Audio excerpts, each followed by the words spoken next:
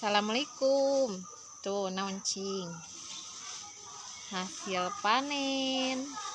kacang panjang tuh, panjangnya hampir setengah meter. Panjang sekali tuh hasil panen di kebonnya tuh, di kebon anu di tukang tuh aya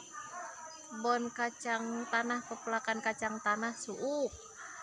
singkong tuh belah dituna aya sawah tak iya tangkal cau nak lumayan lah daunnya sok dipakai jang mais,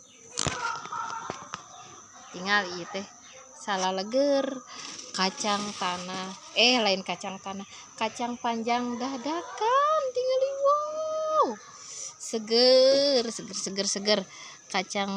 panjang dadakan sayuran bayam tuh anu hasil ti kebon dia tuh dadakan teka eksposnya datos dirabut tos siap dijual tos pada malah leser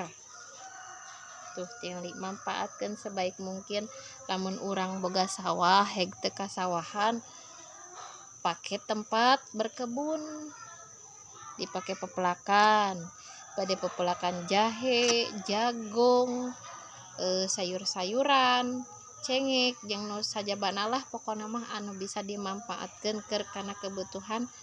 makanan pokok urang sehari-hari, bisa dijadikan mata pencaharian ku urang, bisa dijual pokona mah anu boga ladang atau kebon tegal bisa dimanfaatkan sebaik mungkin ku para petani. Abi macan boga kebon